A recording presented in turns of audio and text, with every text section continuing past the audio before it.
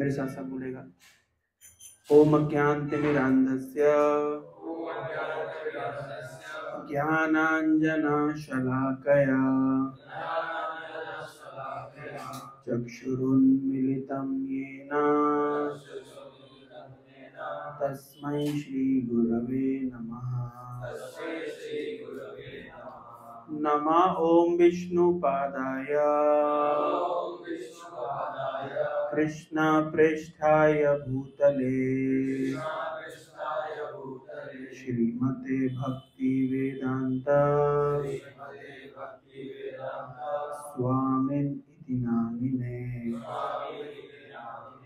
नमस्ते सारस्वते देवे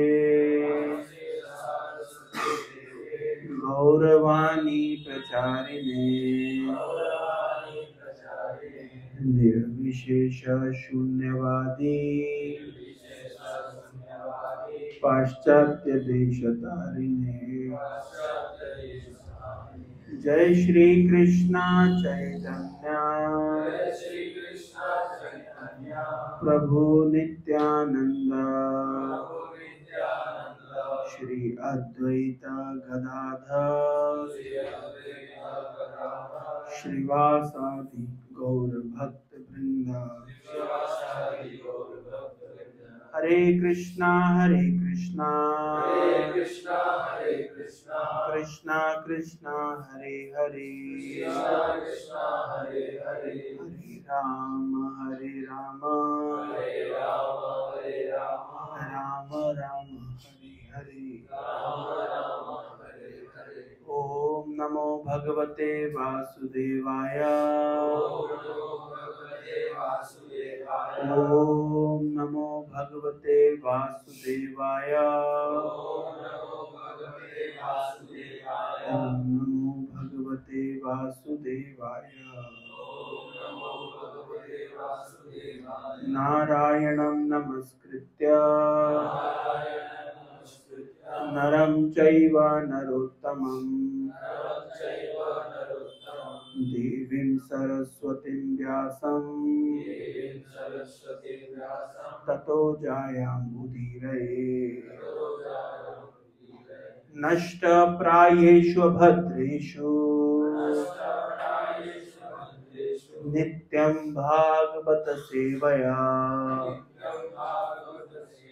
भगवतीम् उत्तम श्लोके भक्तिर्भवति नैष्टिकी। मूकं करोति वाचालं पंगुं लंघयते गिरिं यत्कृपातमहं वन्दे श्रीगुरो दीनतारिणे। हरे कृष्णा। आप सभी का हार्दिक स्वागत है आज के सत्र में। तो आज हम चर्चा करेंगे श्रीमद् भागवत के दशम स्कंद के अध्याय क्रमांक 59।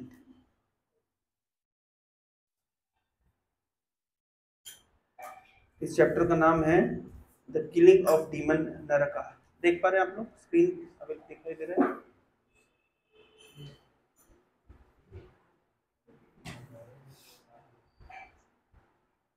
तो ये चैप्टर आज हम क्यों चुन रहे हैं? क्योंकि आज है नरक चतुर्दशी। दीपावली के एक दिन के पहले उस तिथि को क्या बोलते हैं? नरक चतुर्दशी। तो आज ही के दिन भगवान ने नरकासुर नाम के असुर का वध किया था। तो इसलिए इस चैप्टर को आज हम पढ़ेंगे और कुछ लेसन्स डिराइव करेंगे।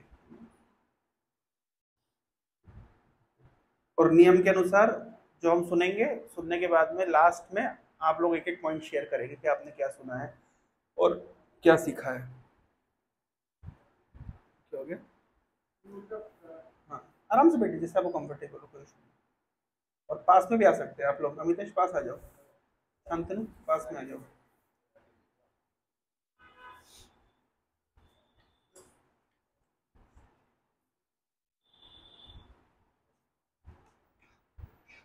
तो बेसिकली कृष्ण कथा दो प्रकार की होती है।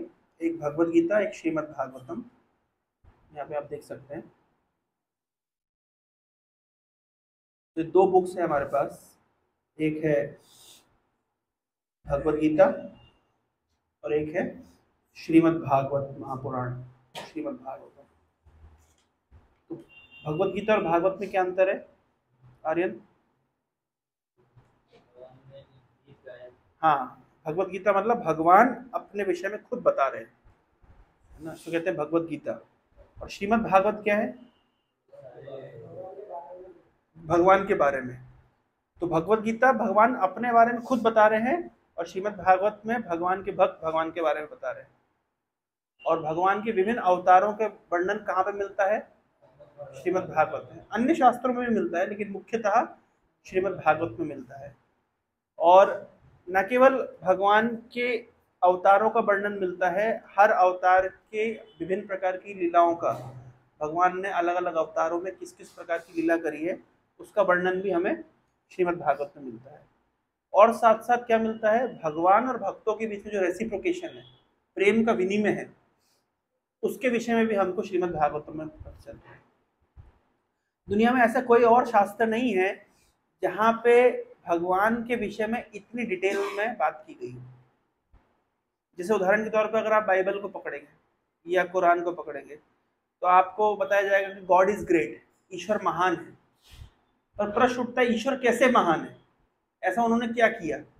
अगर आपको उनकी उसकी जानकारी चाहिए तो उतनी डिटेल जानकारी नहीं है।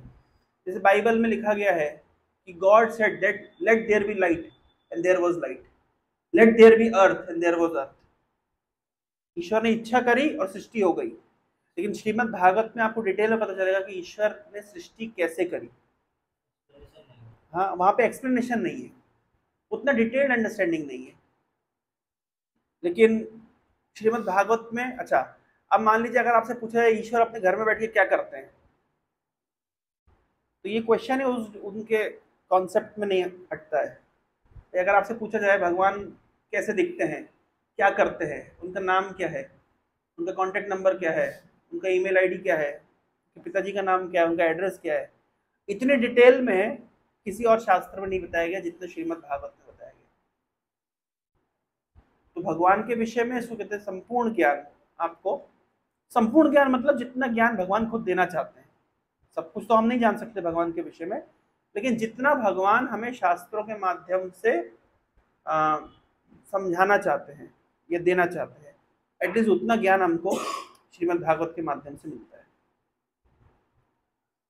तो श्रीमद् भागवत में बहुत सारे स्कंद हैं, 12 स्कंद हैं, आप देख सकते हैं इस तरीके से, जिसमें से दशम स्कंद में मुख्यतः भगवान कृष्ण की लीलाओं का वर्णन है। तो अलग अलग स्कंद में अलग अलग विषय वस्तु है, आज हम उस डिटेल में नहीं जाएंगे कहाँ पे क्या क्या है, लेकिन हम सीधे श्रीमद् भागवतम के दशम स्कंद में आते हैं, जहाँ पे 90 अध्याय है, 90 चैप्टर्स, आप देख सकते हैं। और उस 90 अध्याय में आज हम जो chapter number 59, the killing of demon नरका, इस विषय में आज हम लोग जानने वाले हैं। तो ये नरकासुर कौन था, इसका इतिहास क्या है, तो संक्षेप में मैं आपको बताता हूँ। आप सब जानते हैं कि भगवान ने एक अवतार लिया था,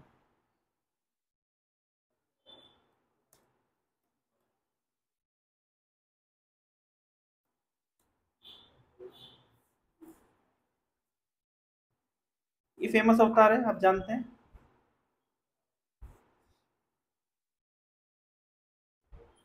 कौन सा अवतार है ये? वराह अवतार। तो भगवान ने एक अवतार लिया था वराह के रूप में, है ना, जिसको इस तरह गाया जाता है, मेरे साथ साथ गाइएगा। बसति दशन शिखरे धरनी तब लगना,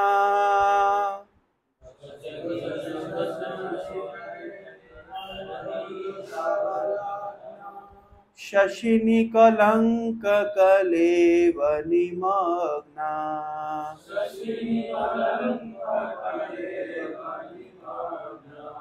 केशव धृता शुकर रूपा, जय जगदीश हरे, जय जगदीश हरे, जय जगदीश हरे। केशवधृता रूपा, जय जगदीश हरे, जय जगदीश हरे, जय जगदीश हरे।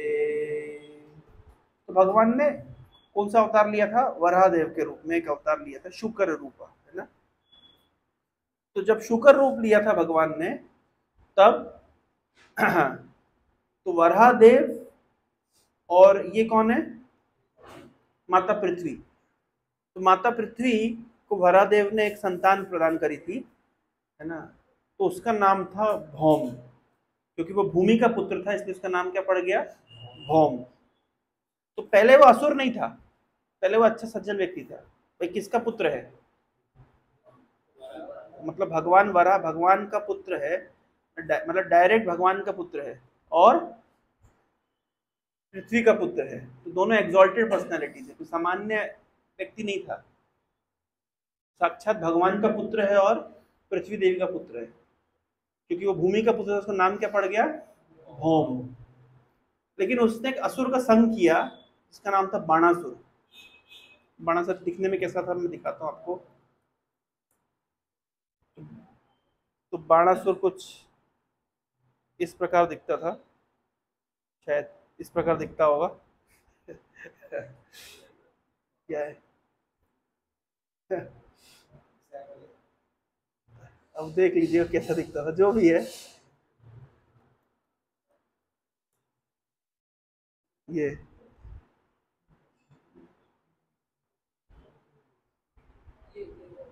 है, इधर है, ये रहा बाणासुर, इस तरीके से। तो बाणासुर नाम का असुर था, शिव जी का भक्त था। हाँ हाँ, हजारों इसके हाथ हाथ थे। तो तो बाणासुर नाम के असुर का संग किया भौम ने। तो भौम वैसे अच्छा बच्चा था पहले, मतलब इतना बिगड़ा हुआ नहीं था, ठीक ठाक था। लेकिन क्योंकि उसने किसका संग किया? बाणासुर का, तो इसलिए फिर वो भौमासुर बन गया। पहले भौम था, लेकिन भौम ने बाणासुर का संग किया। बाणासुर का संग करने के कारण भौम अब क्या बन गया? भौमासुर। और उसी का दूसरा नाम था नरकासुर। उसी का दूसरा नाम है नरकासुर, भौमासुर। तो भौम कैसे असुर बन गया? हाँ, संग करके, है ना। तो इसलिए जैसे स्वयं, तो स्वयं है, मान लीजिए असुरों का संग करे तो क्या बन जाएगा? स्वयमासुर। तो पहले स्वयं था, लेकिन बाद में क्या बन गया? स्वयमासुर। क्यों? किसका संग किया? आईटीआर के असुरों का संग किया। इस प्रकार से। तो भौम अच्छा व्यक्ति था, लेकिन क्योंकि उसने बाणासुर का संग किया, तो वो असुर बन गया। तो असुर बन गया मतलब असुरों की तरह हरकतें करता था, मतलब मार पिटाई करता था, साधु संतों को सताता था, एज यूजुअल जो सारे असुर करते हैं। देखा होगा ना हमने टीवी में किस प्रकार से कोई ऋषि मुनि यज्ञ कर रहे होंगे तो वहां पे जाकर के हैं पेशाब कर देंगे, तो तंग करेंगे, कुल मिला करके मिस्चीवियस एक्ट। हाँ, पत्थर फेंक के मारते हैं, पेड़ तोड़ के फेंक देते, तो विभिन्न प्रकार की असुरों वाली हरकतें, नेफेरियस एक्टिविटीज। तो इस प्रकार करता था, क्योंकि वो बाणासुर का दोस्त था, तो दोस्ती यारी में तो करना पड़ता है ना। मतलब उसकी इच्छा भले ही ना हो, लेकिन क्योंकि दोस्तों को इम्प्रेस करने के लिए उसको, है ना। जैसे कोई बोल सकता है कि मैं नहीं पीता, लेकिन वो क्या, सर्कल में उठना बैठना करना पड़ता, पीना पड़ता है। मतलब इट्स जस्ट अबाउट, मैं तो अच्छा व्यक्ति हूँ, लेकिन पॉइंट क्या है कि मतलब एक कम्युनिटी में रहते हैं ना, तो करना पड़ता है, वो करना पड़ता है। कम्युनिटी गाइडलाइंस है करना पड़ता है। तो वैसे ही नरकासुर या भौमासुर तो करना पड़ता था, मतलब क्योंकि अब इस तरह के लोगों के बीच में उठने बैठने पड़े तो वहां पे भी मतलब ऐसा कहा जाता है कि हमारी औकात कैसे पता चलती है, हम किस प्रकार के लोगों को इम्प्रेस करना चाहते हैं। हम किस प्रकार के लोगों को इम्प्रेस करना चाहते हैं उससे पता चलता है कि हम क्या है ना। अगर आपको चोरों को इम्प्रेस करना है, डकैतों को इम्प्रेस करना है, तो आपको उनसे बड़ा चोर और बड़ा डकैत बनना पड़ेगा। अगर आप बड़ा चोर और बड़ा डकैत बन पाएंगे तो आप चोरों को इम्प्रेस कर पाएंगे। अगर आपको सज्जन व्यक्तियों को इम्प्रेस करना है तो आपको कुछ सज्जन वाला कार्य करना पड़ेगा। अगर आपको साधुओं को इम्प्रेस करना है तो सुबह 4 बजे उठना पड़ेगा। नहीं, अगर सुबह 4 बजे नहीं उठ पाएंगे आप, साधुओं को आप इम्प्रेस नहीं कर पाएंगे। तो हम जिसको इम्प्रेस करना चाहते हैं उससे पता चलता है कि हम क्या है ना। जैसे मान लीजिए कोई 4 पैग लगाता है, उसको इम्प्रेस आपको करना है तो आपको कम से कम 5 लगाने पड़ेंगे, ये तो वो इम्प्रेस नहीं होगा ना। तो हम किसको इम्प्रेस करना चाहते हैं इससे पता चलता है कि हमारा एक्चुअल नेचर क्या है। तो भौमासुर अच्छा व्यक्ति था लेकिन उसको बाणासुर को इम्प्रेस करना था, तो फिर बाणासुर से एक कदम आगे बढ़ करके वो, जैसे ये जो व्यक्ति जो जा रहा है गाड़ी चला रहा है किसी को इम्प्रेस करने के लिए, इम्प्रेस करने के लिए नहीं है ना, वहां पे कोई खड़ी होगी उसके सामने तो इम्प्रेस करने के लिए। तो हम कौन है कैसे पता चलता है, हमारे रियल नेचर कैसे पता चलता है कि हम किसको इम्प्रेस करना चाहते हैं। क्योंकि अगर हमको भगवान को इम्प्रेस करना है या भगवान के भक्तों को इम्प्रेस करना है तो हमें बहुत एग्जॉल्टेड लेवल का कैरेक्टर प्रदर्शित करना पड़ेगा। जैसे जीसस क्राइस्ट ने किया। जीसस क्राइस्ट को जब सूली पे चढ़ाया जा रहा है तो वो क्षमा मांग रहे हैं, वो कह रहे हैं भगवान इनको क्षमा कर दीजिए, ये नहीं जानते लोग क्या कर रहे हैं। तो उनके बिहाफ में जीसस क्राइस्ट क्षमा मांग रहे हैं। तो क्यों ऐसा कर रहे हैं, वो भगवान को इम्प्रेस करना चाहते हैं। वो छोटे मोटे स्तर के लोगों को इम्प्रेस नहीं करना चाहते हैं, वो भगवान को इम्प्रेस करना चाहते हैं। क्योंकि क्या कर रहे थे, क्यों चालू रख रहे हैं? हॉल में कौन है? अच्छा, तो समझ पा रहे हैं। तो महान व्यक्ति को अगर हम इम्प्रेस करना चाहते हैं इसका मतलब है हमारे अंदर महानता है, और नीच व्यक्ति को हम इम्प्रेस करना चाहते हैं मतलब हमारे अंदर छुपी हुई नीचता है। तो इससे हम अपना खुद का आकलन कर सकते हैं। तो भौमासुर बाणासुर को इम्प्रेस करना चाहता था, इसलिए इस प्रकार की नेफेरियस एक्टिविटीज में भाग लेता था। और कुछ उसके द्वारा किए गए मतलब स्कैम्स क्या क्या थे। एक तो उसने देवताओं की माता अदिति के कुंडलों को चुरा लिया था। अब बोले इसे कौन सी बड़ी बात है, भाई कुंडल चुरा लिया तो कौन सी बड़ी बात है। कुंडल चुराया बड़ी बात नहीं है, किसका कुंडल चुराया बड़ी बात है। तो हीरा चोरी किया तो कोई बड़ी बात नहीं है, लेकिन आप जाकर के क्वीन एलिजाबेथ के मुकुट पे से हीरा चुरा के लेके आओगे, यानी वो भी चोरी का ही माल है, वो भी चोरी करके लेके गए हैं सपोज करिए। तो इसका अर्थ क्या है, अगर आप वो चोरी करके लेके आओगे इसका मतलब आपने केवल हीरा नहीं चोरी किया है, आपने पूरे मतलब ब्रिटेन की मतलब इज्जत को आपने लुटा दिया है। It's not just about a diamond, ऐसा नहीं कि केवल आपने हीरा चोरी किया है ना, हीरा कहाँ चोरी किया इंपॉर्टेंट है। जैसे मान लीजिए अगर मोदी जी के घर में चोरी हो जाए, सपोज करिए, ज्यादा बड़ी चोरी नहीं हुए, मोदी जी के जूते गायब हो जाए सपोज करिए, तो जूते गायब होना बड़ी बात नहीं, लेकिन जूते किसके गायब हुए ये बड़ी बात है। तो लोग क्या बोलेंगे कि जिस देश के प्रधानमंत्री के जूते सेफ नहीं है तो जनता क्या सेफ होगी। तो बात जूतों की नहीं है, बात क्या है, ये किसके जूते हैं। तो वो अब जैसे मान लीजिए पाकिस्तान के प्रधानमंत्री जब विदेश जाते हैं तो अपने रिश्तेदार के घर पर रुकते हैं। जैसे हैं इरफान खान जब अमेरिका गया था तो होटल अफोर्ड नहीं कर सकते थे अमेरिकन, मतलब अमेरिका के अंदर पाकिस्तानी गवर्नमेंट होटल अफोर्ड नहीं कर सकती थी। तो पैसा बचाने के लिए इरफान खान कहाँ रहता था, अपने रिश्तेदार के घर पे रहता था। तो ये उसके मुंह पे कालिक नहीं है, ये उसकी इंसल्ट नहीं है, पूरे देश की इंसल्ट है। क्यों? कि मतलब गवर्नमेंट ने इतना अफोर्ड नहीं कर सकती कि अपने प्रधानमंत्री को एक अच्छे होटल में रुका ले। तो कुछ चीजें कहीं कहीं पे, मतलब लोग कभी कभी प्रश्न पूछते हैं ना कि इतने प्रधानमंत्री की सिक्योरिटी के ऊपर इतने खर्च करने की जरूरत क्या है। आपको पता होगा मोदी जी की सिक्योरिटी के ऊपर एक दिन में कितना रुपए खर्च होता है? कई करोड़ रुपए खर्च होते हैं एक दिन की सिक्योरिटी में। 20-25 करोड़ रुपए का खर्चा होता है मोदी जी की एक दिन की सिक्योरिटी पे। अब बोले इतना बड़े व्यक्ति है क्या? फिर वो उनको कुछ मार वार देगा कोई तो लोग क्या बोलेंगे कि जहाँ पे प्रधानमंत्री सिक्योर नहीं हो आपकी जनता कैसे सिक्योर होगी? तो इट्स नॉट अबाउट कि उस व्यक्ति की इंडिविजुअल सिक्योरिटी की बात है, वो पूरी कम्युनिटी की फेस वैल्यू की बात है, पूरे देश की फेस वैल्यू की बात है। तो उसी प्रकार से कुंडल चुराए बड़ी बात नहीं है। किसके कुंडल चुराए? देवता। देवता कौन होते हैं? जो पूरे ब्रह्मांड के एडमिनिस्ट्रेशन को कंट्रोल करते हैं। यानी प्रैक्टिकली अगर हम संसार में जो कुछ भी देखते हैं, बारिश हो रही है तो उसके पीछे इंद्र रिस्पॉन्सिबल है, हवा बह रही है तो पवन देवता रिस्पॉन्सिबल है, सूरज की रोशनी तो सूर्य देवता रिस्पॉन्सिबल है। जो कुछ भी फिनोमेना काम कर रहा है संसार में, यहाँ तक कि हमारी बॉडी के अंदर भी जो कुछ भी मैकेनिज्म काम कर रहा है देवता कंट्रोल करते हैं। हम भोजन डाइजेस्ट करते हैं, ये भी देवताओं के कारण होता है। हम आंखों से देखते हैं तो जैसे पलक झपकती है तो ये भी एक देवता कंट्रोल करते हैं। 33 प्रकार के देवता नहीं होते हैं, 33 करोड़ देवता होते हैं। क्योंकि हमारी बॉडी के जॉइंट्स भी जो होते हैं ना, जॉइंट्स, एक एक जॉइंट भी एक एक देवता कंट्रोल करते हैं। मैं वैसे ही गिना दूं, 33 प्रकार के देवता नहीं होते, अधिक देवता होते हैं।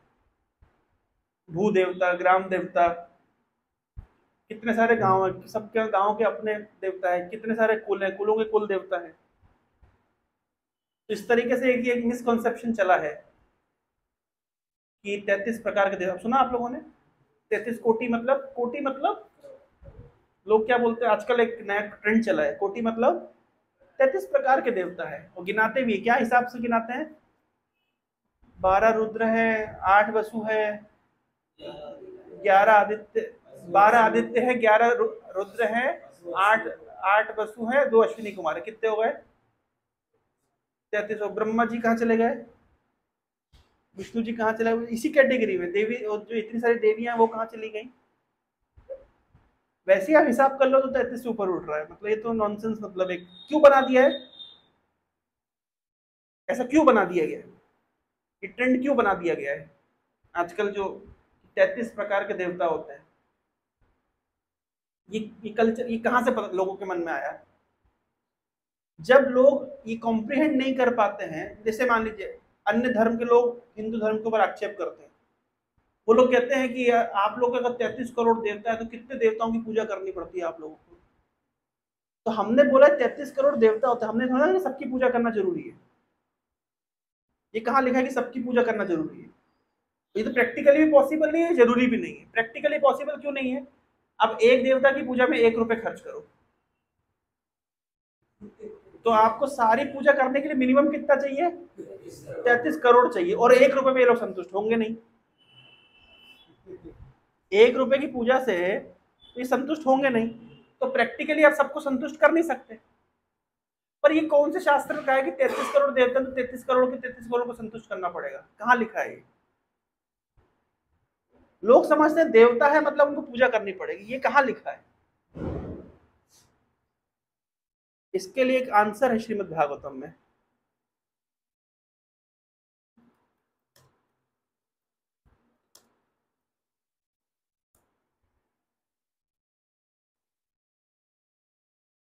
मेरे साथ साथ श्लोक बोलिएगा।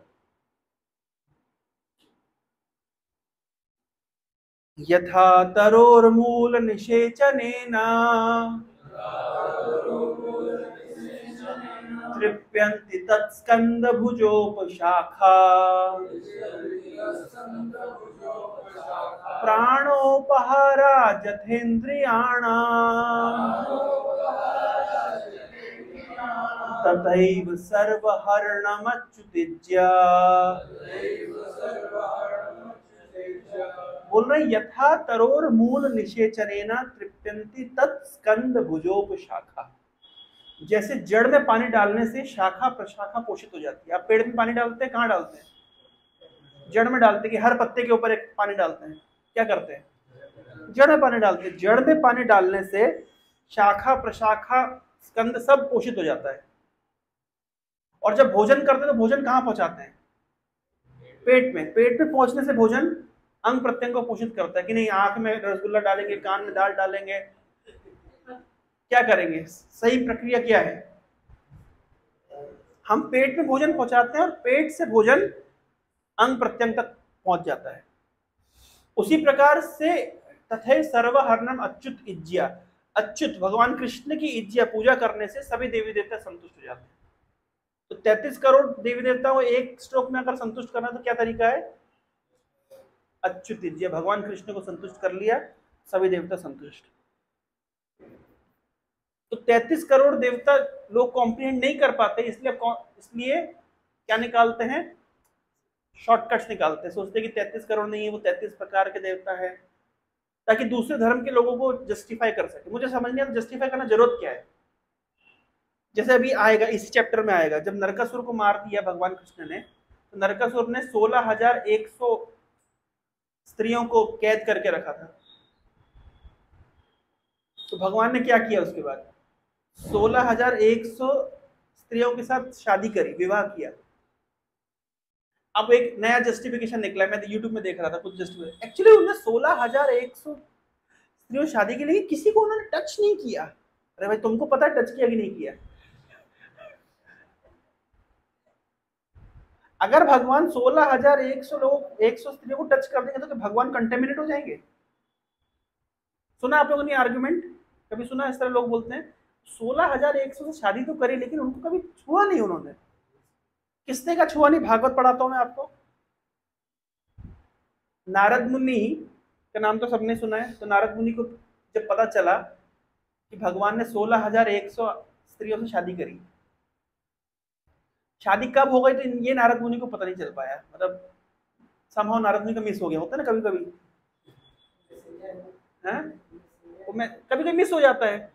जैसे आप सुबह 11 बजे का अलार्म लगा के आप सो गए, क्लास जाना है, नींद नहीं खुल पाई, सीधे 12 बजे नींद खुलती, होता है ना, क्लास मिस हो जाती है।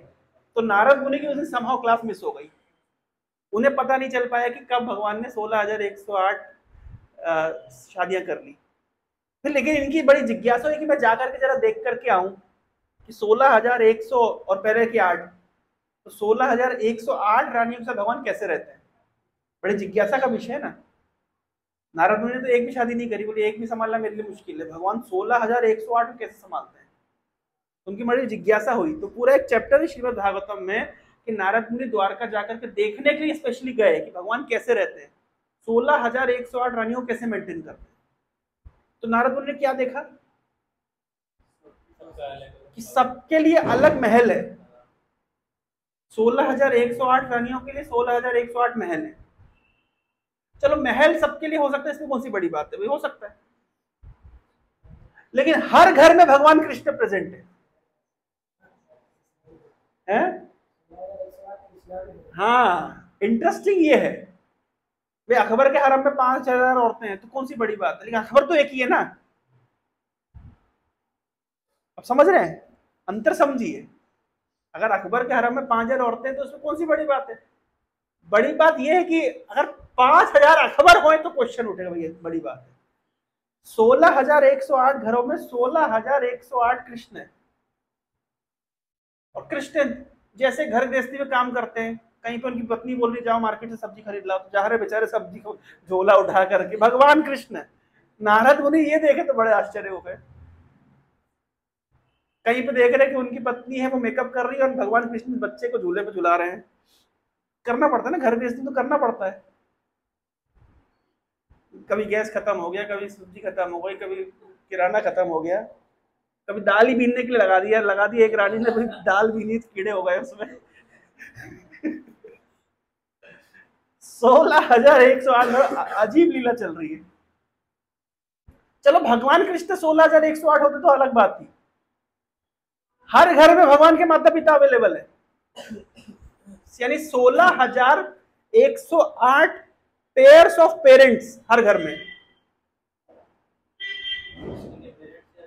कृष्ण के पेरेंट्स। इसी को तो कहते हैं इनकंसीवेबल, अचिंत्य। ये तो देखने के लिए नारद मुनि गए थे, इसी की तो टिकट कटाई थी बालकनी की। बालकनी की टिकट कटा के नारद मुनि देखने के लिए गए थे क्या चल रहा है। 16,108 घरों में भगवान कृष्ण है। और सबसे आश्चर्य की बात है कि जब भगवान कृष्ण अपनी असेंबली के लिए निकलते हैं तो 16,108 घरों से बाहर निकलते हैं और 16,108 कृष्ण एक हो जाते हैं, सीधे चले जाते हैं। ये देख रहे नारद मुनि, देख रहे हैं, लिखा गया है। तो उसमें जस्टिफिकेशन देना जरूरत क्या है कि 16,100 शादियां करी लेकिन किसी को हाथ नहीं लगाया और ऐसा नहीं किया वैसा नहीं किया। भगवान के लिए कौन सी बड़ी बात है। जब हम चर्चा कर रहे हैं कि भगवान के विषय में, तो भगवान का अर्थ ही होता है ना कि उनकी वो जो कार्य करते हैं वो इनकंसीवेबल है। भगवान अब तक विस्तार कर सकते 16,108 रूपों में, तो कौन सी बड़ी बात है। लाखों करोड़ों जीवों के हृदय में भगवान बैठे हुए, ईश्वर सर्वभूतानां हृदय से अर्जुन तिष्ठति। लाखों करोड़ों जीवात्माओं के हृदय में भगवान बैठे हुए हैं, तो 16,108 फॉर्म में अपने आप को विभक्त कर लिया, इससे कौन सी आश्चर्य की बात हो गई। भगवान ने 16,108 महल बना लिया है, जिनकी इच्छा मात्र से गामा विश्व भूतानी धार्यामी आम ओजसा, जिसकी इच्छा मात्र से जो प्लैनेट्स है वो अपने अपने ऑर्बिट में तैरते हैं, तो उनके लिए 16,108 महल बना दी, तो कौन सी बड़ी बात हो गई। उसी प्रकार से 33 करोड़ देवी देवता होते हैं, लेकिन सबकी पूजा करना आवश्यकता नहीं है। केवल अगर भगवान कृष्ण को कोई संतुष्ट कर देता है तो 33 करोड़ के 33 करोड़ देवी देवता सेटिस्फाई हो जाते हैं। तो चर्चा चल रही थी कि नरकासुर ने अदिति के कुंडल चुराए, देव माता अदिति और देवताओं की माता, वो देवता जिन्होंने जो पूरे ब्रह्मांड के एडमिनिस्ट्रेशन को कंट्रोल करते हैं, इतने इंपॉर्टेंट व्यक्ति हैं। मतलब एक देश में एक प्रधानमंत्री इतने इंपॉर्टेंट पोस्ट पे होता है, लेकिन पूरे पूरे प्लैनेट्स को जो कंट्रोल करते हैं, उन देवताओं की माता के कुंडल को चुरा के ले गया था नरकासुर। और वरुण देव के पास एक अम्ब्रेला था स्पेशल सा, वो भी चुरा के ले गया था। और इस प्रकार से, हाँ गुड क्वेश्चन। ताकि वो खुद वो दूसरे को गीला करे, ताकि वो गीले ना हो, उनके पास एक अम्ब्रेला था, जो भी है। और मंदराचल पर्वत का माउंटेन का शिखर ही चुरा के ले गया था। अजीब अजीब हरकतें करना है, कुछ तूफानी करना है। असुर है तो क्या करे, खाली तो बैठ नहीं पाएंगे, तो उठा के ले गया। हाँ किसने?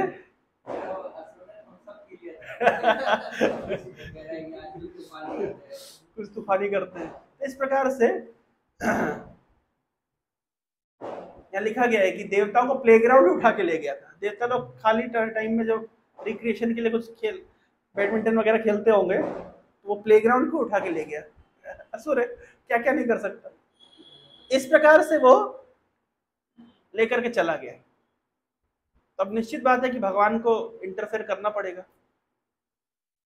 तो फिर भगवान को एक्चुअली भगवान ने इंटरफेयर क्यों किया? क्योंकि इंद्र ने जाकर रिक्वेस्ट की कि भगवान, मतलब हमारी इज्जत की बात है, मतलब हमसे एक्सपेक्ट किया जाता है कि हम पूरे यूनिवर्स को प्रोटेक्शन दें, हम हमारी हालत इतनी खराब है, एक चोर ने हमारे नाक में दम कर रखा है। और वो चोर कौन है? भगवान ने पूछा, चोर कौन है भाई? बोले आप ही का लड़का है। चलो कोई और होता तो अलग बात थी, तो आप ही का पुत्र है। तो भगवान का मेरा पुत्र, तो फिर मेरे को ही बताना पड़ेगा उसको, जो मतलब शिक्षा देनी पड़ेगी। तो भगवान गए और प्राग ज्योतिषपुर नामक ये स्थान है नॉर्थ ईस्ट में, प्रभु जी आपके एरिया में है ये प्राग ज्योतिषपुर, गुवाहाटी के पास में। नरकासुर वहीं पे उसका कैपिटल था। तो नरकासुर वहां रहता था। तो भगवान कृष्ण गए और भगवान कृष्ण अपनी पत्नी सत्यभामा को लेकर के गए। तो अब क्वेश्चन उठता है, सत्यभामा को लेकर के क्यों गए? मतलब युद्ध में जा रहे हैं तो गरुड़ के ऊपर सत्यभामा को बैठा के लेके जाने की क्या आवश्यकता है? यहाँ पे इंटरेस्टिंग एक फिनोमेना आने वाला है कि क्यों सत्यभामा को लेकर के गए। क्योंकि भगवान ने भूमि देवी को आश्वासन दिया था कि भूमि देवी जब तक अलाउ नहीं करेंगी तब तक भगवान कभी भी भौमासुर को मारेंगे नहीं। तो भूमि देवी और कोई नहीं, सत्यभामा का ही एक्सटेंशन है। तो इसलिए भगवान कृष्ण सत्यभामा को बिठा करके लेके गए। और जब सत्यभामा देख रही है कि भगवान कृष्ण का और भौमासुर का युद्ध हो रहा है, तो उस समय सत्यभामा ने कहा मार दीजिए इसको। सत्यभामा की परमिशन लेकर के भगवान ने भौमासुर को मारा। भगवान को तो सब पता है, इसलिए भगवान सत्यभामा को बिठा करके लेकर के गए थे। और वहीं पे जब भगवान गए थे नरकासुर को मारने के लिए, तो वहां पे नरकासुर का एक गार्ड था, उसका नाम था मुरा, जो उस प्राग ज्योतिषपुर को प्रोटेक्शन देता था। तो भगवान ने सबसे पहले मुरा को मारा, तो इसलिए उनका नाम क्या पड़ गया? मुरा को मारने वाला मुरारी। अरी मतलब शत्रु। तो मुरा नामक असुर के शत्रु है भगवान के, इसलिए वहां पे नाम क्या पड़ा? मुरारी। जैसे शिव जी का एक नाम है, क्या है? त्रिपुरारी। त्रिपुरासुर नाम के असुर को शिव जी ने मारा था, उनका नाम क्या पड़ गया? त्रिपुरारी। अरि, अरि शब्द। भगवान का एक और नाम है कंसारी, कंस का शत्रु। भगवान का एक नाम है मधुसूदन। उन्होंने किसको मारा था? मधु नामक एक दैत्य को मारा था, मधु, इसलिए भगवान का नाम पड़ गया मधुसूदन। ये सब भगवान के नाम से, मतलब भगवान के अलग अलग नाम उनकी अलग अलग लीलाओं से संबंधित। तो भगवान ने सबसे पहले मुरा को मारा, तो उनका नाम पड़ गया मुरारी। और उसके बाद में फिर भगवान ने नरकासुर को मारा, और जब नरकासुर को मार दिया तो उसके बाद में साक्षात भूमि देवी वहां पे आती है, और भूमि देवी वहां पे विभिन्न प्रकार की प्रार्थनाएं अर्पित करती है। और भगवान को वो सब जो अदिति के कुंडल हैं वो लौटाती हैं, और वरुण का छत्र लौटाती है, जो भी नरकासुर ने रखा था अपने पास में। और भगवान उसके बाद में वहां से जाते हैं सत्यभामा को बिठा करके इंद्रलोक की ओर, स्वर्गलोक की ओर। भगवान स्वर्गलोक में जाकर के देवताओं को उन वो सारी चीजें वापस करते हैं जो नरकासुर ने कैप्चर कर ली थी। हाँ, लेकिन एक चीज है कि नरकासुर को जब भगवान ने मार दिया, तो तब वहां पे भगवान ने देखा कि 16,100 स्त्रियों को बंदी बना के रखा था नरकासुर ने। तो वे सभी स्त्रियों ने प्रार्थना करी भगवान कृष्ण से। क्या प्रार्थना करी? कि हमें कोई और स्वीकार नहीं करेगा, क्योंकि हमें ये असुर किडनैप करके लेकर के आ गया था। तो भगवान कृष्ण का आप क्या इच्छा है, क्या चाहते हैं आप? हमारी इच्छा ये है कि आप हमें पत्नी के रूप में स्वीकार करें। तो भगवान ने कहा ठीक है, मैं आपको स्वीकार करूंगा। तो भगवान ने वहां से 16,100 स्त्रियों को डिस्पैच किया द्वारका में, बोले आप लोग वहां पहुंचिए, मैं इंद्रलोक से, स्वर्गलोक से थोड़ा घूम के आता हूँ। क्योंकि भगवान को पहले स्वर्गलोक में जाना था, देवताओं के माता के कुंडल और बाकी सब पैराफेरियल को वापस करना था। वापस किया। वापस करने के बाद में अब देखिए एक इंटरेस्टिंग फिनोमेना यहाँ पे देखने के लिए मिलता है कि जब भगवान ने कुंडल वापस कर दिए, वरुण का छत्र वापस कर दिया, देवताओं का प्लेग्राउंड जो था मंदराचल पर्वत का पीक वो भी वापस कर दिया,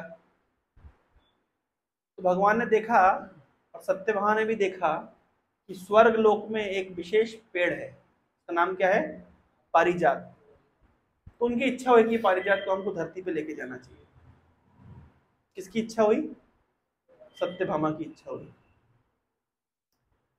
तो पत्नी की इच्छा को तो भगवान को पूरा करना ही पड़ेगा। यहां से मतलब भगवान का मतलब आप समझ रहे, भगवान असुर को मारने की लीला जो की है वो इतनी इंपॉर्टेंट नहीं है, क्योंकि असुर को मारना कोई खास।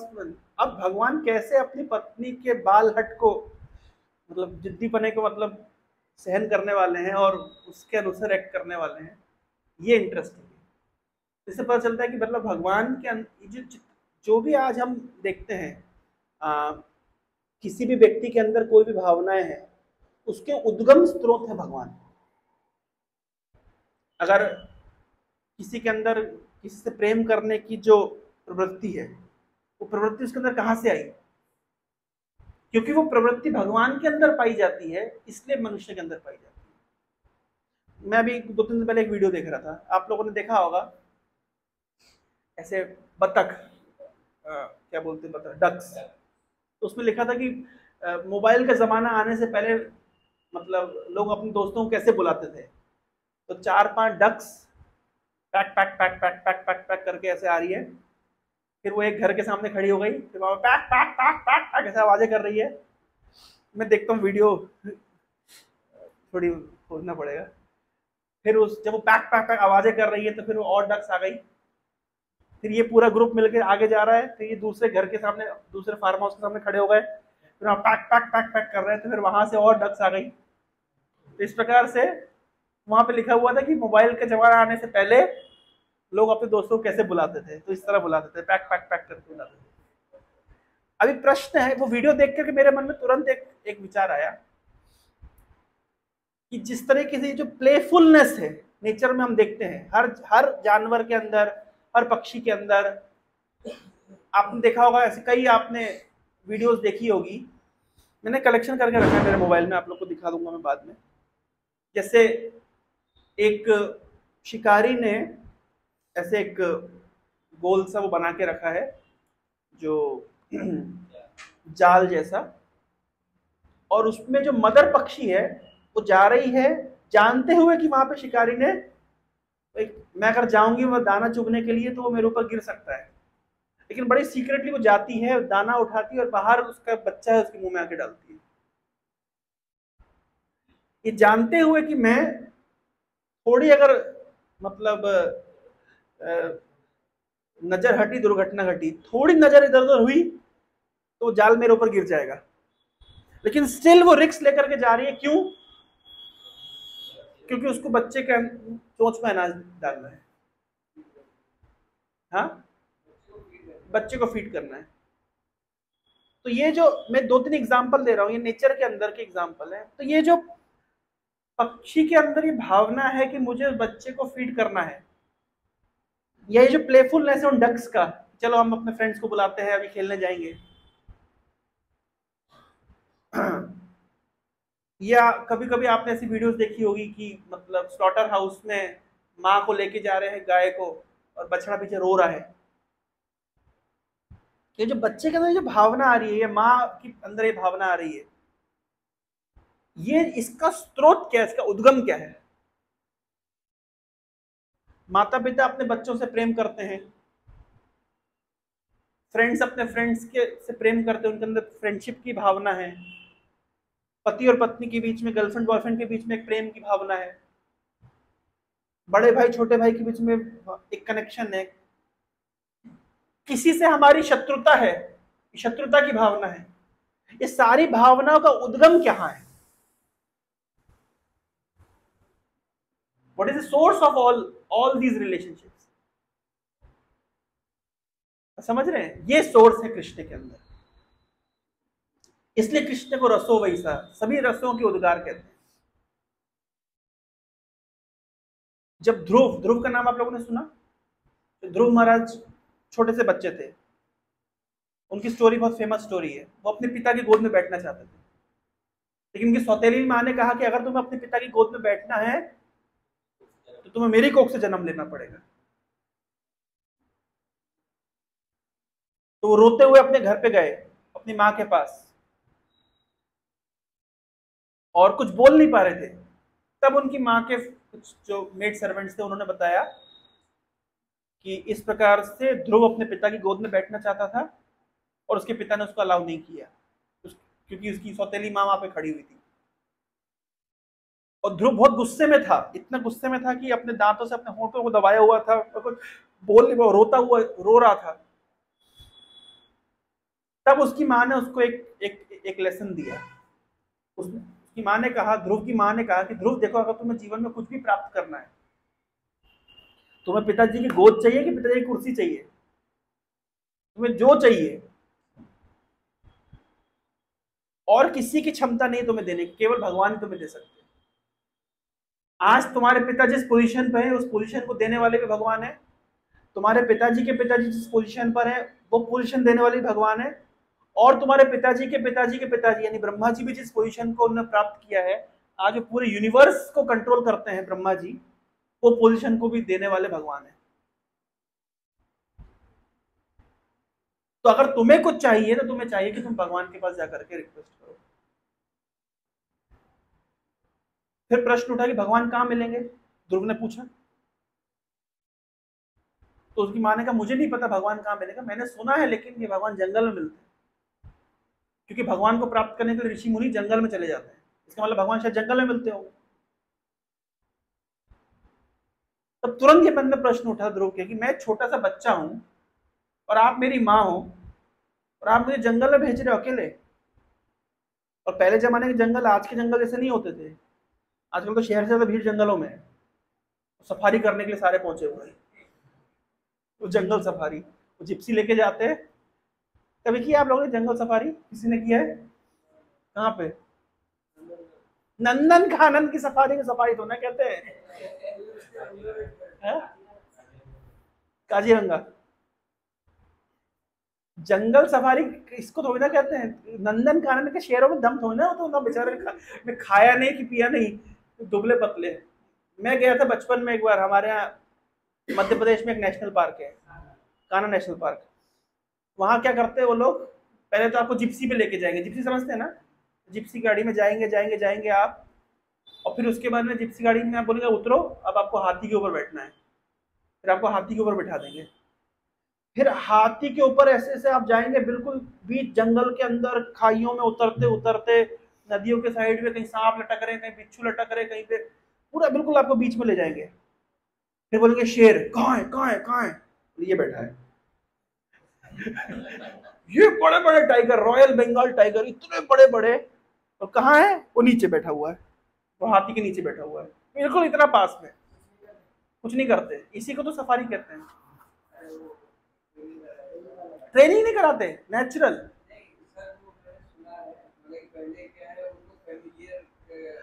शेर कभी अटैक नहीं करता, ये उनका कॉन्सेप्ट है। इनफैक्ट शेर आगे आगे जा रहा है, पीछे पीछे हाथी चलेगा। शेर अगर खाई में उतरेगा तो हाथी भी पीछे खाई में उतरेगा। मैं अनुभव किया हूं बचपन में। और उस पर क्या होता है, हाथी के ऊपर बैठे तो उसके ऊपर ऐसे रॉड लगी रहती है। मैं डर के मारे जय माता दी जय माता दी जय माता जय माता, रॉड ही उठा ली। मैं छोटा था, मैं भी 13-14 साल का। तो मतलब कुल मिलाकर के इस तरह, मतलब पूरा जंगल के अंदर जाएंगे, और बड़े बड़े शेर होते हैं। और मैंने प्रत्यक्ष अपनी आंखों के सामने देखा है शेर कैसे शिकार करता है। तो शेर आता है तो बंदर चीखना चिल्लाना बंद कर देंगे, पक्षी चहचहाना बंद कर देंगे, पिन ड्रॉप साइलेंस हो जाएगा, और फिर शेर आएगा भूप भूप भूप, और पूरा नजर लगा लेगा किस कौन से हिरण को पकड़ना, और दौड़ता हुआ जाएगा और पीछे से। और जैसे मेरे सामने मैंने देखा शेर ने जैसे हिरण को मारा, एक बार में हिरण तो शहीद हो गया और मैं रोने लगा। तो मेरे पेरेंट्स ने मुझे समझाया कि तो नेचर है, ऐसा होता है ऐसा होता है। मैंने, कितना क्रूअल नेचर है भाई, आपके सामने ऐसे शेर आया, शिकार किया हिरण को लेकर के, हजारों हिरण के झुंड में वो एक हिरण को पकड़ा, उसने अपना खाया पिया, खत्म, हरे कृष्ण। मतलब जो आप नेशनल ज्योग्राफी में देखते हैं तो एक्चुअली में आप देख सकते हैं। सुबह सुबह 3 बजे निकल जाएंगे सर्दी के मौसम में कि सूर्य उदय होते होते तक विभिन्न प्रकार के पक्षी आपको दिखेंगे, विभिन्न प्रकार के जानवर दिखेंगे। और शाम को जब सूर्यास्त होता है तो जानवर आपको, शेर वगैरह और निकट से आप देख सकते हैं, क्योंकि उस समय वो शेर पानी वगैरह पीने आते हैं। तो उनको पता होता है, जो जंगल के जो फॉरेस्ट गार्ड होते हैं उनको पता होता है कब शेर कहाँ मिलेगा और कहाँ देखा गया है। तो फिर पूरा फिर वो, लेकिन शेर को देखने के लिए कम से कम 100 गाड़ियां खड़ी हुई है। लेकिन ध्रुव महाराज के जमाने में ऐसा नहीं होता था। वो बेचारे छोटे से बच्चे जंगल में गए तो उस जमाने में ऐसे कोई जिप्सियां नहीं खड़ी हुई थी कि वहां पे कोई फॉरेस्ट गार्ड नहीं लगे हुए थे। तो फिर ध्रुव के मन में प्रश्न उठा कि आप, मैं छोटा सा बच्चा हूं, आप मेरी माँ हो, कैसे क्रूअल हो आप, तो आप मुझे जंगल में भेज रहे हो। तब उनकी माँ ने एक बात बोली, ध्रुव की माँ ने, कि जो हर माँ के अंदर अपने बच्चे को प्रेम करने की प्रवृत्ति होती है, चाहे वो मनुष्य हो चाहे वो पशु हो, ये तो सत्य है। ये प्रवृत्ति का स्रोत क्या है? अगर माँ के अंदर अपने बच्चे को प्रेम करने की जो भावना है, इसका स्रोत क्या है? इसके स्रोत है कृष्ण। और ध्रुव की माँ कह रही है कि मेरे अंदर तो एक माँ का प्यार है। भाई भाई हम लोग जैसे हमारे माता पिता हमसे प्यार करते हैं, तो कितनी माँ का प्यार हमको मिलता है? भाई एक माँ, तो एक माँ का प्यार मिलेगा। लेकिन भगवान के हृदय में कितनी माँ का प्यार है? अनगिनत, इनफाइनाइट नंबर ऑफ मदर्स का प्रेम है कृष्ण के हृदय में, क्योंकि वही तो प्रेम के स्रोत हैं। कभी कभी लोग हमसे प्रश्न पूछते हैं कि आपके माता पिता ने आपको इतना प्यार दिया, फिर भी आप उस प्यार को छोड़ करके साधु बन गए। पहली बात तो हमने माता पिता के प्रेम को छोड़ा नहीं, ये गलत जानकारी है।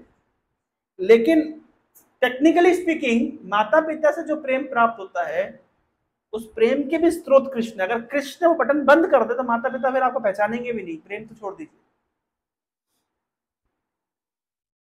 अगर हमारे माता पिता हमको प्रेम करते हैं तो वो बटन चालू रखा है कृष्ण ने। कृष्ण जिस दिन उस बटन को स्विच ऑफ कर देंगे, कौन किशन भैया, पहचानेंगे नहीं आपको आपके पेरेंट्स। आप समझ रहे हैं? क्योंकि मैकेनिज्म कृष्ण ने बनाया है, इसलिए हमें माता पिता से प्रेम प्राप्त हो रहा है। कि मान लीजिए आशुतोष की गर्लफ्रेंड अगर उसको आई लव यू बोलती है, तो कृष्ण जिस दिन बटन ऑफ कर देंगे, वो आई लव यू तुमको पहचानेगी भी नहीं। समझ रहे हैं आप? क्योंकि प्रेम के स्रोत कृष्ण है, वही प्रेम क्रिएट करते हैं, उन्हीं की शक्ति से प्रेम है इस संसार में, उन्हीं की शक्ति से द्वेष है इस संसार में। मान लीजिए मेरे और इनकी दुश्मनी आपस में, वो दुश्मनी के स्रोत भी वही है, वो प्रेम के स्रोत भी वही है। तो हम ये जो विभिन्न प्रकार के रस देख रहे हैं कि भगवान कृष्ण अपनी पत्नी को संतुष्ट करने का प्रयास कर रहे हैं, भगवान कृष्ण अपनी माता के साथ लीला विलास कर रहे हैं, क्योंकि वो उद्गम है, वो स्रोत है, वो मूल है। और इस संसार में हम जो कुछ भी देखते हैं वो उनसे उद्भूत हुआ है। ये बात भगवान खुद बोल रहे हैं, अहम सर्वस्व प्रभव मत्ता सर्वम प्रवर्तते। संसार में आप जो कुछ भी देख रहे हैं मुझसे निकला है, clear cut, I am the source.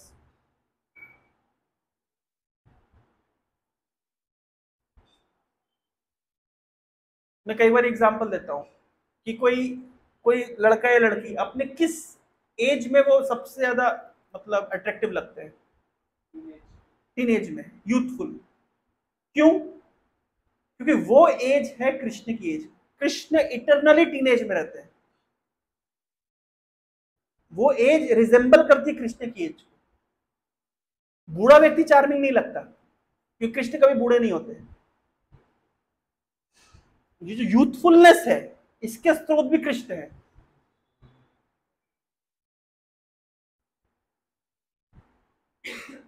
He is the source of all sources. That is what we need to understand from the pages of Bhagavad Gita. तो भगवान कृष्ण गए और सत्यभामा को पसंद आ गया पारिजात का पेड़, तो मुझे चाहिए, पूरा पेड़ ही चाहिए। एक्चुअली कहीं कहीं पे अलग अलग, किसी किसी अलग अलग शास्त्रों में इसका और वर्जन मिलता है। पहले तो जब भगवान गए स्वर्ग लोक में, तो उन्होंने देखा कि पारिजात का पेड़ इस तरह है, इतनी खुशबू आती है, एक्सेट्रा एक्सेट्रा। तो भगवान को एक फूल दिया होगा इंद्र ने, रिटर्न गिफ्ट।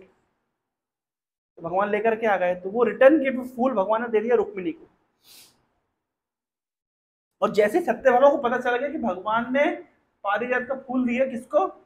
रुक्मिणी को।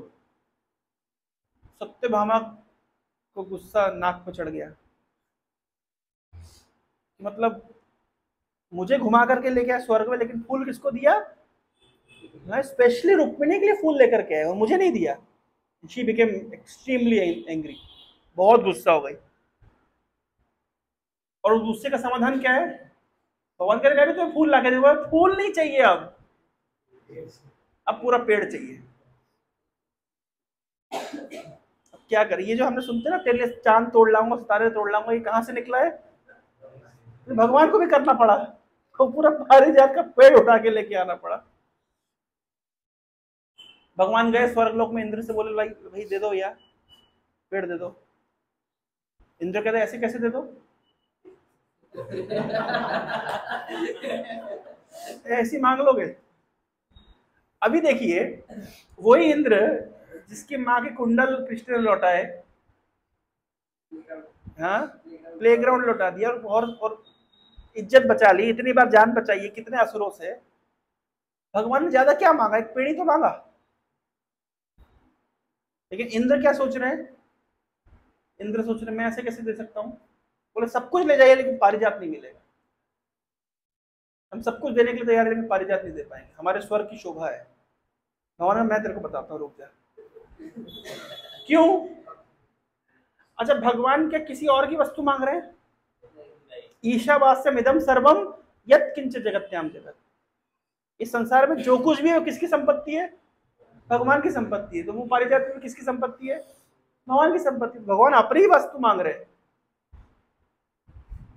टेक्निकली भी पारिजात कब उत्पन्न हुआ था? जब समुद्र मंथन हुआ था।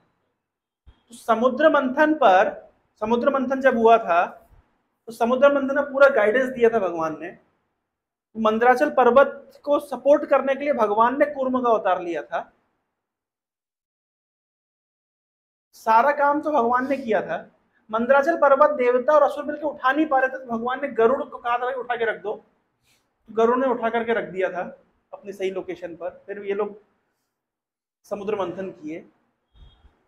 तो आउट ऑफ थैंक यू बोल के भी तो व्यक्ति दे सकता है, लेकिन नहीं। तब भगवान को बीच में से याद दिलाना पड़ता है। देवता लोग भी भूल जाते हैं कि कृष्ण कौन है। इस चैप्टर में एक्चुअली एक छोटे से चैप्टर बहुत छोटा सा है, लेकिन लेसन्स कितने सारे हैं कि इंद्र जैसा व्यक्ति जो संसार का लोकपाल है, बहुत बड़े देवता है, वो छोटा मोटे आदमी नहीं है। और थोड़ी देर पहले भगवान दे करके गए, भाई नरकासुर को मार करके आए हैं और कुंडल उंडल लौटा करके गए हैं। भगवान ने एक पेड़ मांग लिया तो इंद्र को नानी याद आ गई। ये वही इंद्र हैं जब गोवर्धन धारण लीला हुई थी तो क्या हुआ था? 7 दिन तक इन्होंने बारिश करी थी। 7 दिन तक इन्होंने बिजली कम पाई थी, लेकिन ब्रज को कुछ भी नहीं हुआ। जब आकर देखा क्यों नहीं हो पाया, क्योंकि भगवान ने गोवर्धन धारण किया हुआ है, कोई प्रॉब्लम नहीं। वो भी गोवर्धन कैसे धारण किया भगवान ने? उल्टी हाथ की उल्टी उंगली पर। भगवान सीधे हाथ से भी धारण कर सकते थे, लेकिन उल्टे हाथ से धारण क्यों किया? ये बताने के लिए कि ये तो मेरे उल्टे हाथ का खेल है, बाएं हाथ का खेल है और बाएं हाथ की बाएं उंगली का खेल है। भगवान जो कुछ भी करते हैं उसके पीछे बहुत पर्पस होता है, इसलिए भगवान की एक लीला के ऊपर घंटों घंटों चर्चा हो सकती है। लेकिन सिंपल लेसन में अगर हम डिराइव करें तो बाएं हाथ की बाएं उंगली पे भगवान उठा के दिखा रहे हैं कि यार कुछ भी नहीं है। और उसमें भी इंद्र का कोई काम नहीं था। ऐसा नहीं कि इंद्र बारिश कर रहा है इसलिए भगवान ने गोवर्धन धारण लीला करी। भगवान ने गोवर्धन धारण लीला वास्तविकता में क्यों करी? इंद्र का घमंड तोड़ना इतना इंपॉर्टेंट मैटर नहीं है, वो भी इंपॉर्टेंट नहीं है। भगवान कृष्ण चाहते थे, एक्चुअली गोपियां चाहती थी, ग्वाल बाल चाहते थे, जैसे ग्वाल जाते थे कि सुबह हम कृष्ण के साथ खेलने जाते, लेकिन शाम को तो हमको घर वापस जाना पड़ता है। और जो गोपियां थी वो कहते रात को हम रासलीला करते कृष्ण के साथ, सुबह में तो हमको कृष्ण से दूर जाना पड़ता है। वो समय कब आएगा जब हम कॉन्स्टेंटली कृष्ण का एसोसिएशन लेंगे दिन और रात। तो भगवान ने कहा ठीक है चलो इसी बहाने। तो गोवर्धन लीला तो एक बहाना था, इंद्र को उसकी औकात याद दिलाना, ये तो एक बहाना था। वास्तव में भगवान को क्या करना था? अपने भक्तों के साथ में लविंग रेसिप्रोकेशन करना था। इंद्र का घमंड तोड़ना ये तो कोई बहुत बड़ा काम नहीं है। ये तो भगवान वैसे भी कर सकते, कई तरीके से कर सकते। मेन रीजन है गोवर्धन धारण लीला का, भगवान अपने भक्तों के साथ में प्रेम का विनिमय करना चाहते थे। लेकिन रिजल्ट यही हुआ कि इंद्र का घमंड तोड़ दिया गया। 7 दिन तक इतनी बारिश होने पर भी इंद्र का पूरा वाटर रिसोर्स सब खत्म हो गया। भाई सारे डैम खोल दिए, पानी कुछ नहीं बचा। तो इंद्र आए भगवान से सॉरी बोलने के लिए, और वो भी डायरेक्टली उन भगवान को फेस नहीं कर पा रहे थे। तो ब्रह्मा जी ने को सजेस्ट किया, काम करो, गाय सुरभि गाय को आगे रख के चलो। तो सुरभि की पूंछ पकड़ के चलो, भगवान सुरभि को देख करके तुम्हारे अपराधों को क्षमा कर देंगे। इंद्र गए, सॉरी बोल के आए, खूब स्तुति भी करी। आप भी जब गोवर्धन हम गए थे प्रभु, याद है आपको, गोविंद कुंड, जहाँ पे इंद्र ने अभिषेक किया था भगवान कृष्ण का गोवर्धन की तलहटी पर, आज भी वो स्थान है। तो इंद्र गए, सॉरी वॉरी बोले और प्रार्थनाएं करी। भगवान ने कहा चलो चलो कोई बात नहीं, चलो। वो इंद्र जो वहां पे सॉरी सॉरी बोल करके आए, अभी कुछ ही साल में भूल गए कि भगवान ने पारिजात मांगा तो इनको नारी याद आ गई। तो अब आचार्य लोग बताते हैं कि समस्या ये है कि इंद्र ने तब सॉरी सॉरी तो बोले थे, पर सॉरी सॉरी पनिशमेंट के डर से बोला था, एक्चुअली में सरेंडर नहीं किया था। एक होता है ना, हम जान बचाने के लिए और डांट मतलब नहीं खाने के लिए, या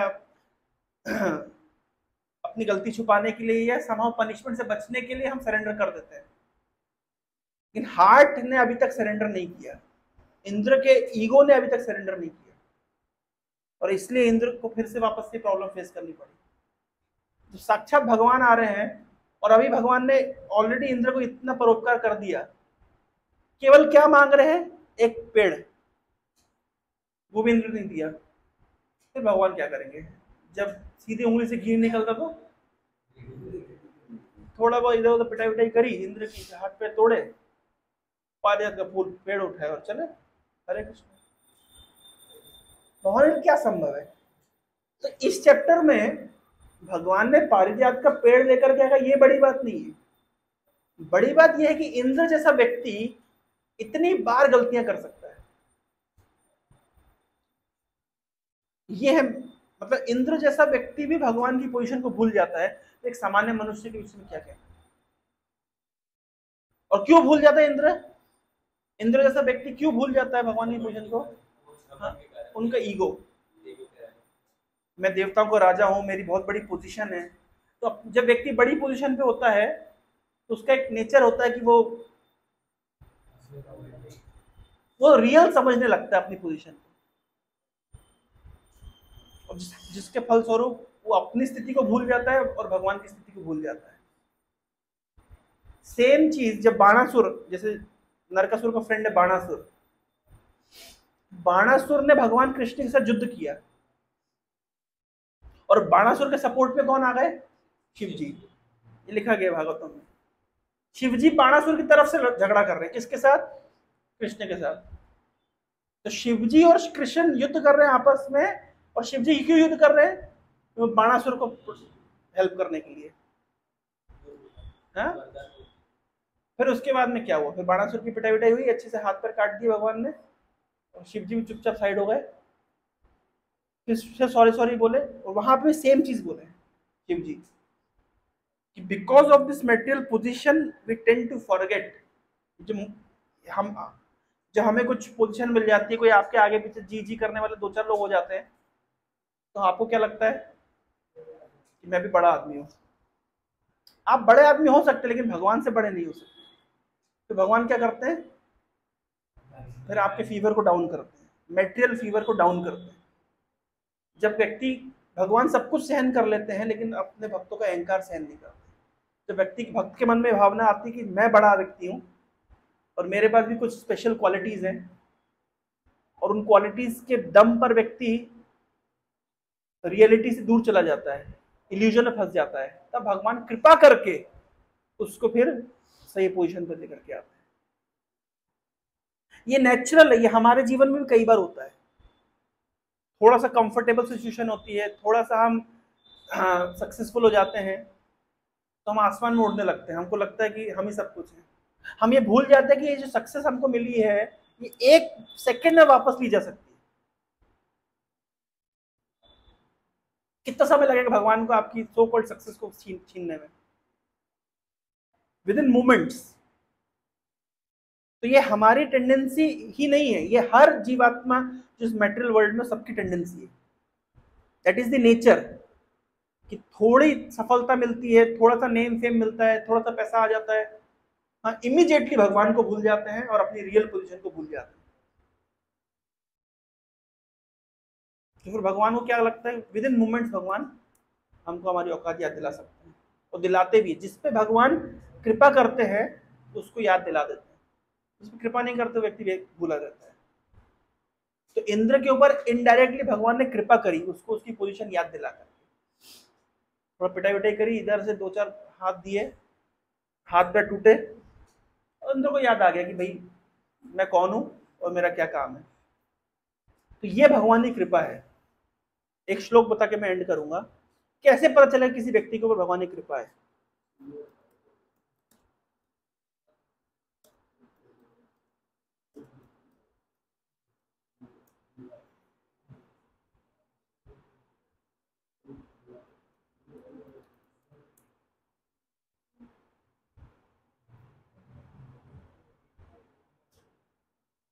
मेरे साथ साथ बोलिएगा, कैसे पता चला किसी व्यक्ति के ऊपर वास्तविकता में भगवान की कृपा है कि नहीं है। जन्म कर्म वयो रूपा विद्या ऐश्वर्य धनादिभिः यदि अस्य न भवेत् स्तम्भः तत्रायं मद अनुग्रह। कैसे पता चलेगा व्यक्ति के ऊपर भगवान की कृपा है। जन्म कर्म वयो रूप विद्या ऐश्वर्य धनादि भी। कोई व्यक्ति का उच्च कुल में जन्म हुआ है, जनरली किसी का उच्च कुल में जन्म होता है तो वो क्या होता है, वो प्राउड फील करता है कोई यहाँ पे ब्राह्मण कुल वाला? ब्राह्मण होने के बाद लगता है ना हम ब्राह्मण हैं।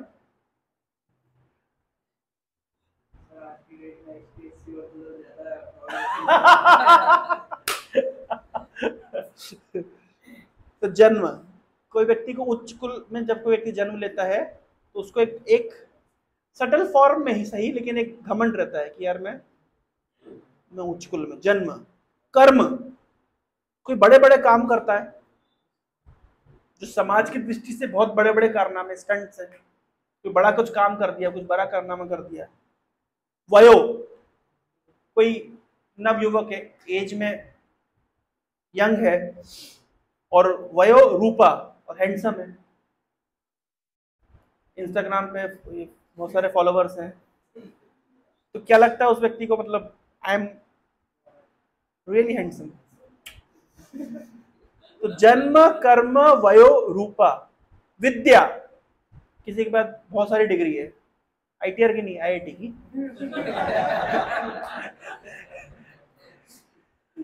बहुत सारी डिग्री है। अगर मैं एक बार ऐसे बुक डिस्ट्रीब्यूशन कर रहा था इंदौर में, तो मैं ट्रेन में चढ़ा, मैंने भगवद गीता एक लड़के को दिखाई, मैंने कहा गीता, मतलब क्या बोलता है, do you know who am I am an IITian. मैंने कहा भाई मैं क्या करूँ, गीता देख रहा, मतलब मुझे कह रहा तू कौन मुझे गीता दिखा रहा, भाई मैं एक आईआईटीएन हूँ। विद्या, अरे घुसा नहीं आईआईटी में, इसके इतने नखरे शुरू।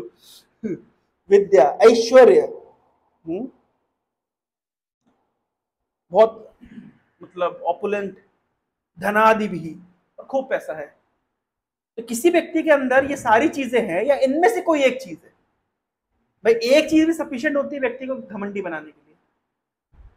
कोई दिखने में ही अच्छा लगता है, कोई बड़े बड़े काम कर लिया, बड़ा बड़ा मेडल जीत लिया, कोई बड़ी बड़ी डिग्रियां प्राप्त कर लिया, या किसी का कोई उच्च जन्मी है, कोई इनमें से कोई एक क्वालिटी भी व्यक्ति को घमंडी बना सकती है। और मान लीजिए किसी के अंदर सारी क्वालिटी हो तो उसको कहने क्या, स्टूडेंट ऑफ द ईयर, सारी क्वालिटी, दिखने में भी अच्छा है, पढ़ने में भी अच्छा है, लड़के भी पटा लेता है, म्यूजिक भी गा लेता है, स्विमिंग भी कर लेता है, हारमोनियम बजा लेता है, गिटार भी बजा लेता है, सारी हो नहीं सकता, केवल रील पे हो सकता है, रियल में नहीं हो सकता। लेकिन मान लीजिए कोई ऐसा है, तो बाय डिफॉल्ट वो क्या बन जाएगा, घमंडी, मतलब एटीट्यूड वाला।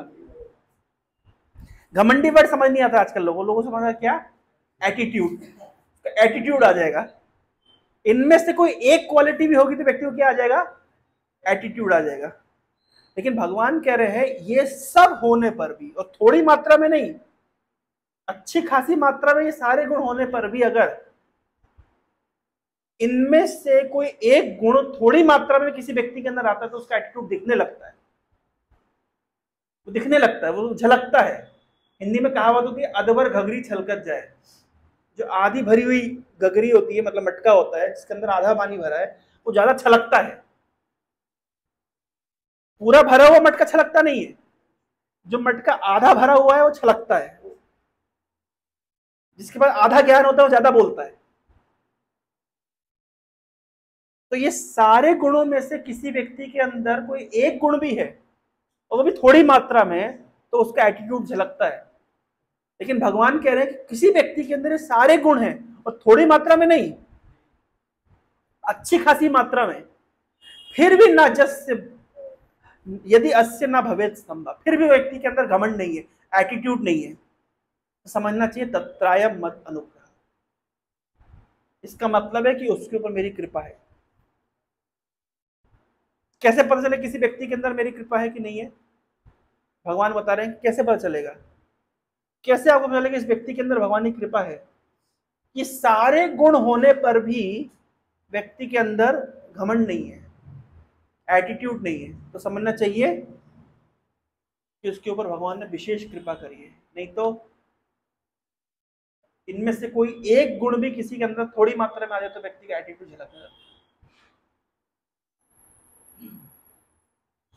तो इंद्र के अंदर ये थोड़ा सा था, जन्म था, इंद्र का कर्म किया था कि इंद्र बनना भी सरल नहीं है। और देवताओं के लोक में वहां बुढ़ापा नहीं आता है, बीमारी नहीं आती, सब नवयुवक रहते हैं हमेशा, वयो रूपा। और देवताओं को डिग्री मिलती है बृहस्पति यूनिवर्सिटी से, विद्या, और देवताओं का ऐश्वर्य और धन का तो कहना ही क्या। तो सारे गुण थे इंद्र के पास, लेकिन सारे गुण होने पर क्या हो गया? एटीट्यूड आ गया। तो भगवान ने क्या किया? उसके एटीट्यूड का समाधान कर दिया एक ही बार में। हरे कृष्णा कृष्णा कृष्णा हरे हरे, हरे राम राम राम हरे। लेकिन किसी व्यक्ति के अंदर ये सारे गुण, जैसे पांडवों के अंदर सारे गुण थे लेकिन एटीट्यूड नहीं था, हमेशा डाउन टू अर्थ थे। इससे पता चलता है कि उनके ऊपर भगवान की विशेष कृपा है, स्पेशल तत्रायम मत अनुग्रह should be considered to have received my special mercy।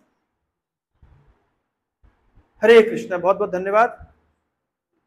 अब मेरी बारी है, मैं आप लोगों से पूछूंगा नरकासुर के अध्याय से आप लोगों ने क्या सीखा, भगवान कृष्ण की लीलाओं से आपने क्या सीखा, तो संक्षेप में बताएंगे।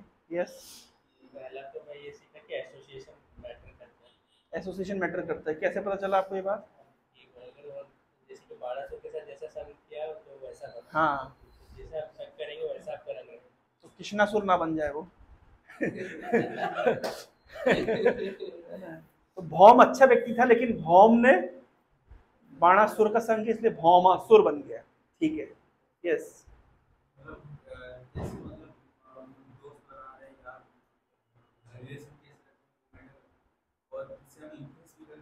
हाँ, हमारा कैरेक्टर की पहचान कैसे है, हम किस तरह के व्यक्ति को इम्प्रेस करना चाहते हैं। एक पॉइंट। यस, क्या नाम है आपका? गति कृष्ण।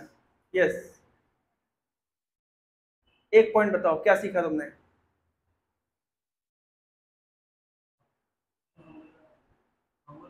हम्बल रहना चाहिए। ओके, एटीट्यूड ज्यादा नहीं दिखाना चाहिए। ओके, हाँ हाँ, किसकी ईगो नहीं बढ़ती है सक्सेस मिलने पर भी? किसका ईगो नहीं बढ़ता है? हाँ, जिसके ऊपर भगवान की स्पेशल मर्सी है वो डाउन टू अर्थ रहता है। यस।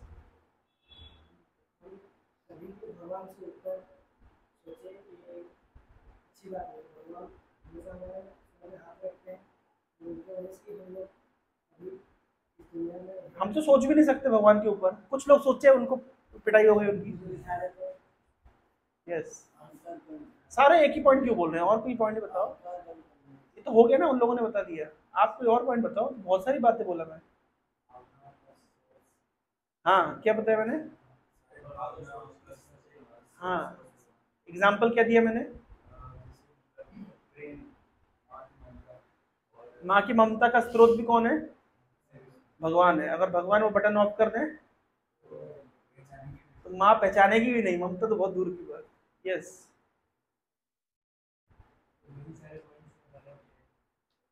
बहुत सारे पॉइंट बताएं।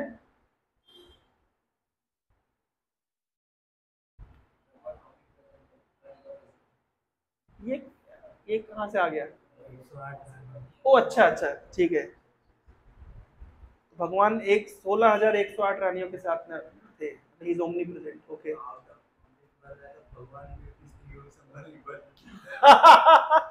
भगवान भी अपनी पत्नियों की इच्छा पूरी करनी पड़ती, कर लेते इच्छा पूरी, लेकिन बेचारे ये वाले पॉइंट से मुझे ऐसा लग रहा है कि जैसे कि एआई है ना सर, आपकी आर्टिफिशियल इंटेलिजेंस है, तो chess.com पे सर क्या होता है कि जैसे जो गुड प्लेयर्स है तो उनका एआई रिकॉर्ड कर लेता है पूरा, तो उसको उसको रिक्रिएट कर देता है, तो उसकी तरह मतलब कि वो खेलता है जैसा उसने खेला है। तो वही यदि हम उसका एग्जांपल फिट करें कि एआई का इंस्पिरेशन भी ऐसी है तो एक एक स्टोरी प्रभुपा जी बताते हैं। जैसे प्रभुपा जी एग्जाम्पल देते हैं कि दुनिया में इतने कुत्ते भौंक रहे हैं, कोई नहीं देख पूछ रहा इतने कुत्ते भौंक रहे हैं, लेकिन एक आदमी घर के बाहर खड़े हो जाए भाव भाव भाव भाव, सुबह से लेकर शाम तक भाव भाव करे, लोग क्या करेंगे? उसको देखने के लिए जाएंगे, पूरे दूर दूर से लोग आएंगे देखने के लिए, भाई क्या हो गया इसको, है ना? इतने कुत्ते भौंक रहे हैं, कोई उस पर ध्यान नहीं दे रहा, लेकिन एक आदमी क्योंकि सुबह से लेकर आता कुत्ते की तरह भौंक रहा है, तो सब जाके उसको घूम घूम के देख रहे क्या हो गया।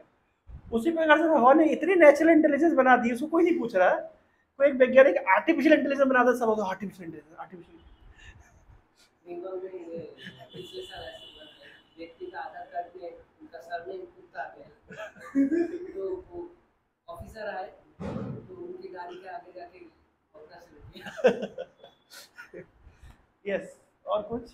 तो जैसे कि सब कुछ कृष्ण का होता है, तो इंद्रदेव उधर मतलब कृष्ण का है पारिजात, लेकिन फिर भी मतलब इंद्रदेव प्रस्तुत नहीं थे भगवान की सेवा करने।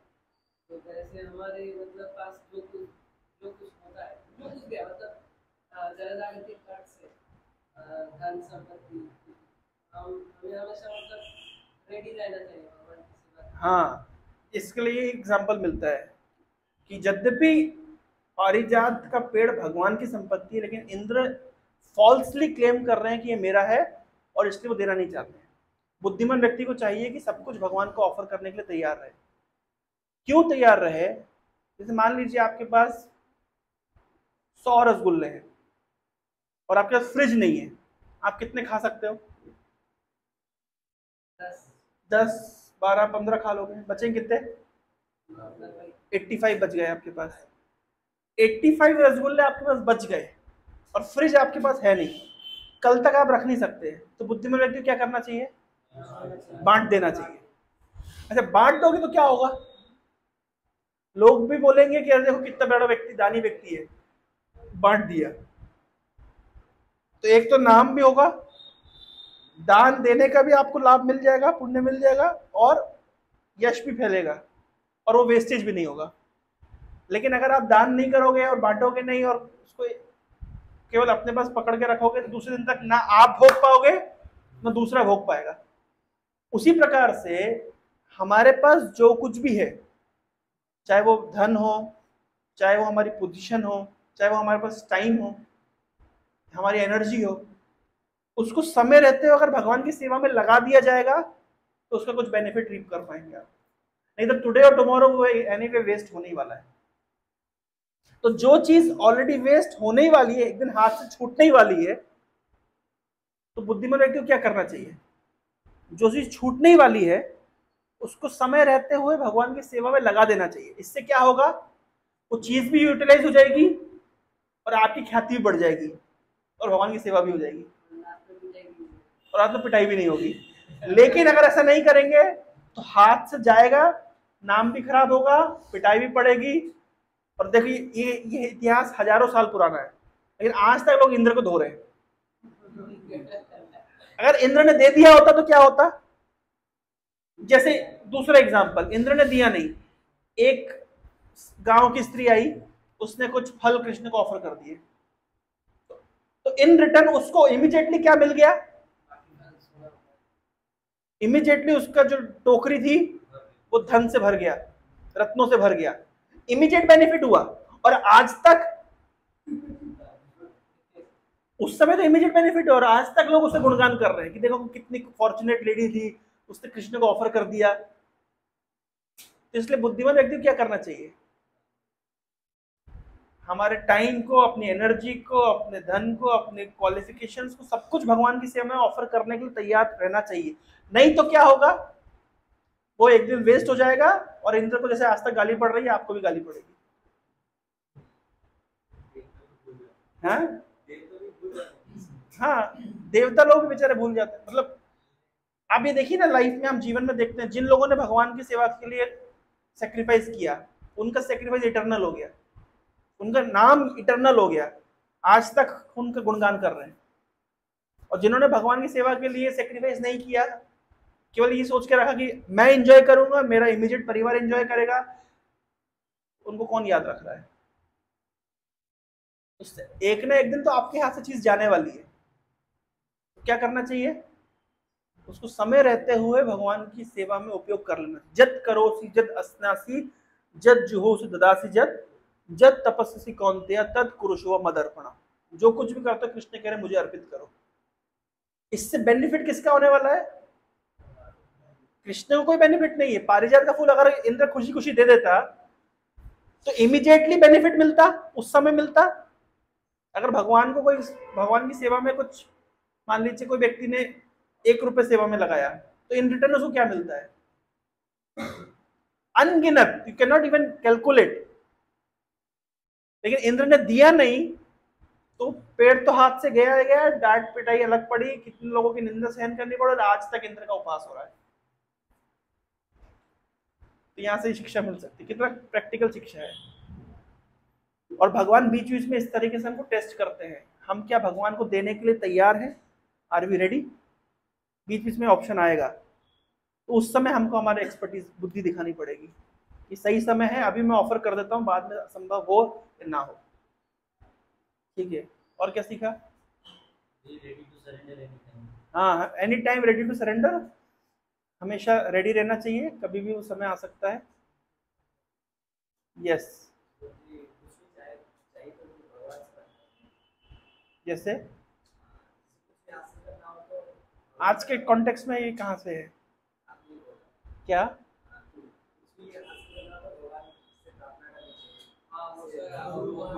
ध्रुव, ओके ओके, ध्रुव महाराज के कॉन्टेक्स्ट, यस।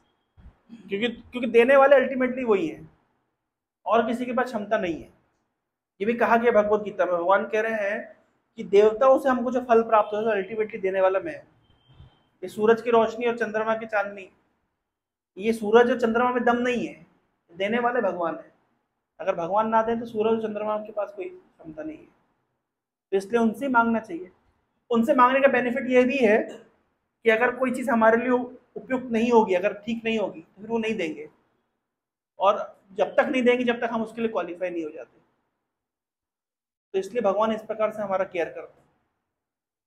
ठीक है, और क्या सीखा आज? हाँ, वेरी इंटेलिजेंट पॉइंट। उससे क्या होता है? तो हाँ, तो वो एनालॉजी, हाँ, तो 33 करोड़ देवताओं की अलग से पूजा करना जरूरत नहीं है, केवल जड़ में पानी डालना है। जड़ कौन है? भगवान श्री कृष्ण।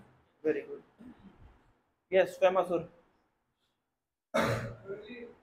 भगवान जो है अपने भक्तों से अशेष प्रेम करते हैं, और जिस वजह से कि मतलब भक्त जो चाहता है भगवान उसको किसी न किसी वे में उसको पूरा करते हैं, या फिर मतलब बहुत सारे चीजों को एक टाइम में वो पूरा करता है। जैसे कि भक्त लोग चाहते थे कि कृष्ण के साथ वो शाम को सुबह रात हमेशा रह पाए, तो उन्होंने गोवर्धन लीला भी कर दिया और ईगो भी तोड़ दिया। इंद्र का। इंद्र का। Very good. और भगवान की सबसे बड़ी कृपा क्या है? कौन आ रहा है? हाँ, एटीट्यूड।